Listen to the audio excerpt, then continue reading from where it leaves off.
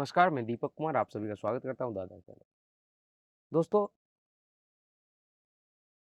आज हम ये समझेंगे कि किस तरह से कांग्रेस पार्टी 2014 के बाद से एक विदेशी बिजनेसमैन भारत विरोधी बिजनेसमैन के हाथों में खेल रही है और अब इस कांग्रेस पार्टी का नाम भारतीय कांग्रेस पार्टी से बदल के इनका जॉर्ज सोरेस कांग्रेस रख लेना चाहिए।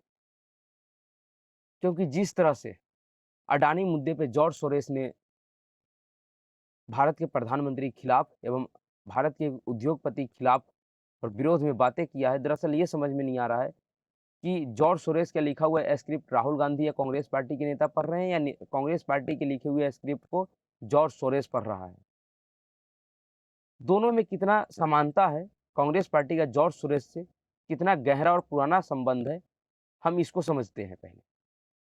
और यह क्यों समझते हैं? क्योंकि अभी कांग्रेस पार्टी के जो सबसे बड़े नेता है नहीं पर माने जाते हैं, राहुल गांधी ने लोकसभा में नरेंद्र मोदी और गौतम अडानी के किसी एक मीटिंग के या मिलन के दौरान के फोटो को दिखा के पूछ रहा था कि इन दोनों के बीच में क्या संबंध है, ये भारत जानना चाहती है।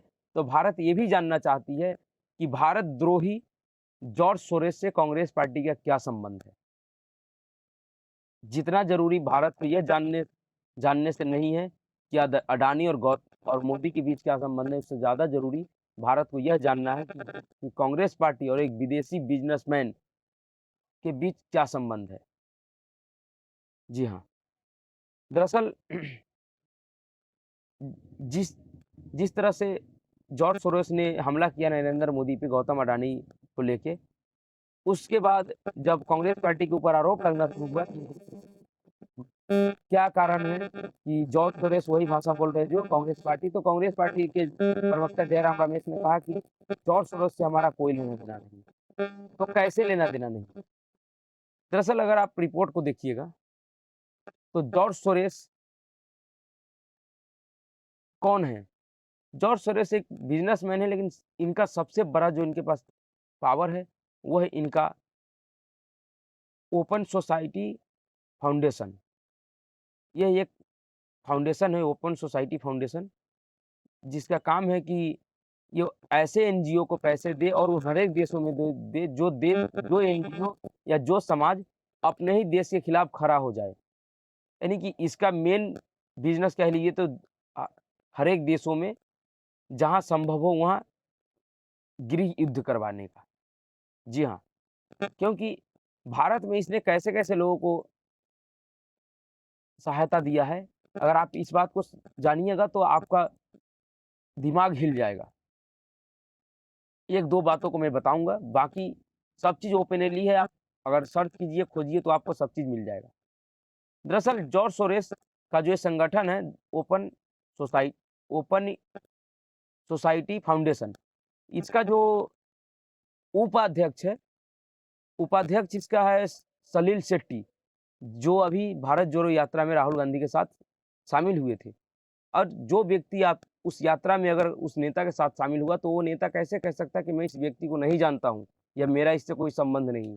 तो पहले इस बात की खुलासा राहुल गांधी और कांग्रेस पार्टी को करनी चाहिए कि राहुल गांधी और इस सलील शेट्टी जो ओपन सोसाइटी फाउंडेशन का उपाध्यक्ष है, उसके बीच क्या संबंध है। दूसरा है, इस देश के पूर्व प्रधानमंत्री मनमोहन सिंह की बेटी जो इस जॉर्ज सोरेस के जो ये ओपन सोसाइटी फाउंडेशन है, इसमें लीगल एडवोकेट के तौर पे काम करती है, जो सोसाइटी से जुड़े हुए केसों को देखती है और इसके लिए काम करती है। तो जिस सोसाइटी में, जिस फाउंडेशन में पूर्व प्रधानमंत्री की बेटी काम करती हो, वह कैसे कह सकता है कि हमारा इससे कोई संबंध नहीं है? और वह व्यक्ति या वह पार्टी उस व्यक्ति के द्वारा जैसे नहीं इस संगठन को मिसयूज कर सकता है विपक्षी दल या इस देश के खिलाफ। उसके बाद जो कांग्रेस पार्टी का जो सोनिया गांधी ने एक यूपीए के शासन में राष्ट्रीय सलाहकार परिषद का एक टीम बनाया था, गठित किए थे सुरक्षा राष्ट्रीय सलाहकार परिषद। उसमें जो सदस्य था हर्ष मंदर, हर्ष मंदर उस समिति का सदस्य था और वो हर्ष मंदर इस जॉर्ज सोरोस के कंपनी में क्या है, को पता है? ये जो ओपन सोसाइटी फाउंडेशन है, इसका जो एडवाइजर बोर्ड है, उस बोर्ड का अध्यक्ष, human right initiative advisor board का ये अध्यक्ष है, हर्ष मंदर। तो जो व्यक्ति कभी कांग्रेस पार्टी के द्वारा बनाई गई, उसके सरकार के द्वारा बनाई गई समिति का सदस्य और वही व्यक्ति इस जॉर्ज सोरोस के फाउंडेशन का एडवाइजर के अध्यक्ष हो, तो वो कैसे नहीं कह सकती है कि मेरा कोई संबंध नहीं है। दूसरा, एक शशि थरूर जी का एक ट्वीट को देखिए। ये ट्वीट है 26 मई 2009 का और इस ट्वीट में क्या लिख रहे हैं? दरअसल ये इंग्लिश में ट्वीट है लेकिन इसका हिंदी रूपांतर होता है। शशि थरूर का ट्वीट है, पुराने मित्र जॉर्ज सोरोस से मिला, भारत के बारे में उत्साहित और हमारे पड़ोस के बारे में जिज्ञासु हैं। वह एक निवेशक से कहीं अधिक एक चिंतित विश्व के एक चिंतित नागरिक हैं। और ये क्या करें, हम अपने पुराने मित्र जॉर्ज सोरोस से मिले, तो फिर और शशि थरूर का पुराना मित्र जॉर्ज सोरोस हो सकता है इनके हिसाब से, और शशि थरूर कांग्रेस पार्टी का सबसे मोस्ट पावरफुल लीडर में से एक नेता है, तो कैसे कांग्रेस पार्टी का इनके साथ संबंध नहीं है, ये इसको बताना चाहिए। और इस देश के लोगों को समझना चाहिए कि 2014 के बाद से किस तरह से कांग्रेस पार्टी ऐसे मुद्दों को खास करके चुनाव से साल या 6 महीना पहले लाती है, जिस मुद्दा का भारत या भारत के लोगों से कोई संबंध नहीं होता है, गरीब लोगों से कोई संबंध नहीं होता है, जो नागरिक वर्ग है उससे उनका कोई संबंध नहीं होता है, जहाँ तक उस मुद्दे से उनको घाटा होता है। जी हाँ, आपको याद है, अगर आप याद कीजिए तो जिस तरह से अभी हिडनबर्ग का मामला आया है, इसी तरह से 2019 के लोकसभा चुनाव से पहले 1 साल पहले, 1 डेढ़ साल पहले राफेल का मुद्दा आया था। और उस राफेल के मुद्दे पे किस तरह का आक्रामक रूख था कांग्रेस का और सरकार के खिलाफ, और उसके फैसले में क्या हुआ? इस देश का सबसे सर्वोच्च न्यायालय ने कहा कि राफेल डील में कोई गलती नहीं है, कोई खामी नहीं है, बिल्कुल ये ठीक है, और इसके लिए उन्होंने सरकार को क्लीन चिट दिया था, जिसमें राहुल गांधी ने सुप्रीम कोर्ट में लिखित में माफी मांगा है अपने एक स्लोगन के ऊपर, जिसमें इन्होंने उसी राफेल डील में बोला था चौकीदार चोर है, जिसके ऊपर इनको सुप्रीम कोर्ट में लिखित माफी मांगनी पड़ी थी। तो और उस राफेल मुद्दा को किसने उछाला था? दरअसल उस राफेल मुद्दा को फ्रांस में एक इसी तरह का एनजीओ है, शेरपा एसोसिएशन। और ये शेरपा एसोसिएशन क्या है? तो ये भी उसी तरह का संस्था है जो जिस तरह का संस्था हर एक देश में एक कट्टरपंथियों का होता है। इसी शेरपा एसोसिएशन ने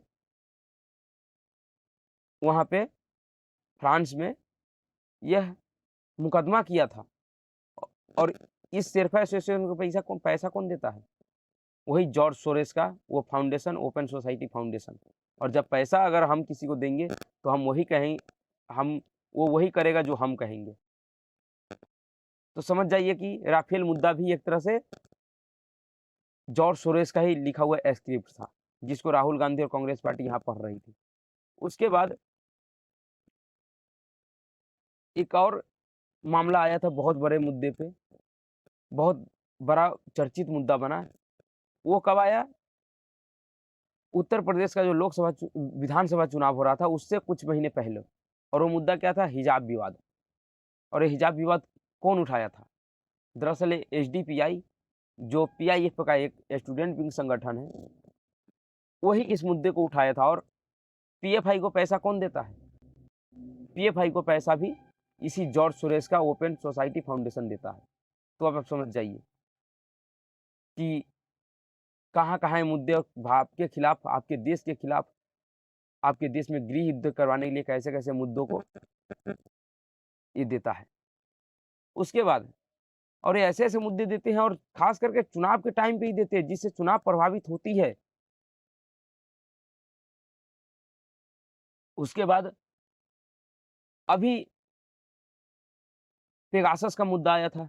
पेगासस का मुद्दा भी यही उठाता है और बहुत से ऐसे जितने भी विदेशी रिपोर्ट आती है, समझ जाइए अधिकतर इस जॉर्ज सोरोस से जुड़े हुए लोगों का ही वो रिपोर्ट होता है। और उसके बाद जो ये हिडेनबर्ग मुद्दा आया है, इसमें भी जॉर्ज सोरोस से थोड़ा बहुत संबंध जुड़ता है और वो है दोनों का जो आदत है, जो हिडेनबर्ग का जो मालिक है, हिडेनबर्ग कंपनी है और जो जॉर्ज सोरोस का जो कंपनी है, उसका दोनों का कारोबार एक है, वो है किसी भी बड़े देश में अगर कोई बहुत बड़ा बिज़नेसमैन है या है तो उसके शेयर को मैनिपुलेट करो, गिरा दो और फिर उसे खरीदो और बेचो। शॉर्ट सेलिंग के काम इन लोगों का। और उसके बाद अभी जो हिडेनबर्ग का मामला जो ये आया है, इसमें भी यही है। इस मुद्दे पे भी इसने कैसे-कैसे ड ड्रामा किए हैं अभी। कई-कई दिनों तक सांसद नहीं चलने दिया गया। रोड से लेके सांसद तक पूरे ज़ोर-शोर से उठा रहे हैं इस मुद्दे को। तो इससे समझ समझ आता है कि किस कांग्रेस पार्टी का कैसे संबंध नहीं है जॉर्ज सोरोस के साथ और इन संबंधों पे क्यों नहीं इनको जवाब देना चाहिए और लोगों को क्यों नहीं इस पे सवाल पूछना चाहिए। अभी के लिए इतना ही। नमस्कार।